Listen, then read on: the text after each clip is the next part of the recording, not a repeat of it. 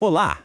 Hoje a gente vai mergulhar em um guia que é de verdade transformador, os Círculos em Movimento. A proposta dele é repensar a escola, mas não com mais regras, e sim com uma prática que é ancestral e muito poderosa para conectar as pessoas, os círculos. Vamos lá! Essa pergunta aqui, ela tá no coração de tudo que a gente vai conversar. E se a resposta para os desafios da escola hoje não estiver no controle, mas sim na conexão?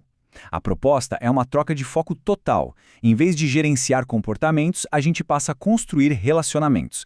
É uma ideia que, olha, pode mudar tudo. Mas por que essa mudança é tão urgente assim? Para entender isso, a gente precisa dar uma olhada na realidade das escolas hoje. Elas estão enfrentando desafios que, convenhamos, os modelos tradicionais já não estão dando conta de resolver.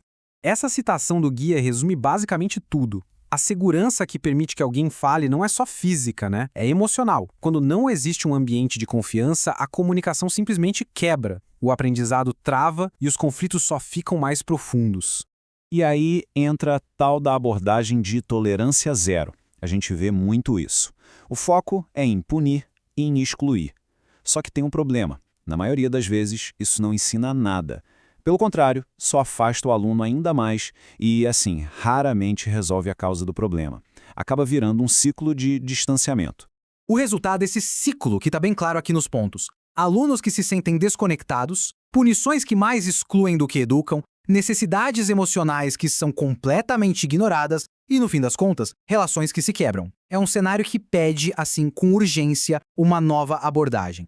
E é exatamente aqui que o guia apresenta a sua solução. A gente sai do problema e entra na prática que busca justamente reconstruir essas conexões, o círculo.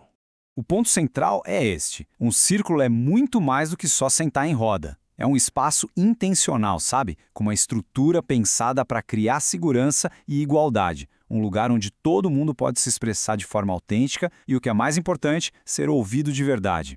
E isso aqui é crucial. A prática do círculo não é uma invenção moderna, não. Ela tem raízes profundas numa sabedoria ancestral de povos que já entendiam que a comunidade ela é como as raízes de uma árvore. Se fortalece quando todos estão conectados, se vendo e se ouvindo. Certo, mas e na prática? Como é que isso funciona? O que transforma um grupo de pessoas sentadas em roda num círculo restaurador de verdade? O processo é, na verdade, bem simples e elegante. Primeiro, o ato de sentar em círculo já quebra hierarquias. Todo mundo se vê de igual para igual. Depois, o objeto da palavra organiza a conversa. Os valores compartilhados criam um acordo coletivo. A escuta profunda, essa constrói empatia. E as cerimônias de abertura e encerramento marcam aquele momento como um espaço seguro, um espaço especial. De todos esses elementos, o objeto da palavra talvez seja o mais transformador. A regra é muito simples. Quem está com ele na mão, fala. Os outros, escutam. Isso quebra aquele nosso hábito de interromper o tempo todo e nos força a praticar paciência, respeito, e garante que até a voz mais quieta tem o seu espaço para ser ouvida. A grande força do círculo está na versatilidade. Ele não serve para uma coisa só, não. Vamos ver como ele funciona tanto para construir uma comunidade forte, quanto para lidar com os conflitos quando eles aparecem. Essa tela mostra perfeitamente essa dualidade do círculo. De um lado, na coluna da esquerda, estão os usos proativos, construir comunidade, ensinar empatia, definir regras junto com todo mundo. Do outro lado, na direita, os usos reativos. Imagina um caso de bullying. Em vez de só suspender o agressor, um círculo reativo juntaria os envolvidos para entender o dano que foi causado e para encontrar juntos um jeito de reparar aquilo. É uma prática para os tempos de paz e também para os tempos de crise. Bom, agora que a gente já entendeu o como, vamos mergulhar no porquê. Afinal, o círculo não é só uma técnica, né? Ele se apoia numa filosofia bem profunda sobre quem nós somos e como a gente se relaciona. Dá uma olhada nessa imagem. O que ela mostra? Um vaso ou dois rostos? A questão é que as duas respostas estão certas. E isso ilustra uma verdade muito poderosa. As nossas crenças moldam o que a gente vê. A prática do círculo é, antes de mais nada, um convite para a gente escolher conscientemente as crenças que vão guiar as nossas ações. E o guia Círculos em Movimento se baseia em 7 desses pressupostos. São 7 crenças fundamentais sobre a natureza humana que dão sustentação para a prática inteira.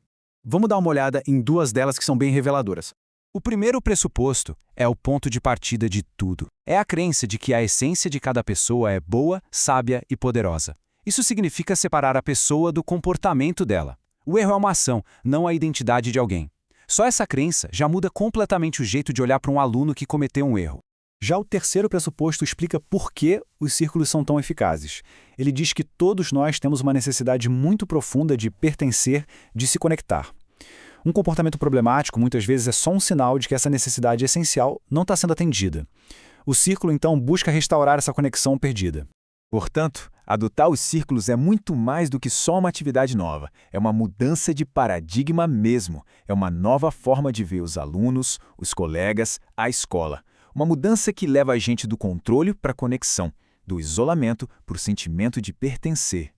E para fechar, fica essa reflexão no ar. Como seriam as nossas escolas se o sentimento de pertencimento fosse o alicerce de tudo? Se cada aluno e cada educador sentisse que sua voz importa e que é parte essencial daquela comunidade. O guia Círculos em Movimento mostra que esse caminho não é só um sonho, não. É uma possibilidade bem real.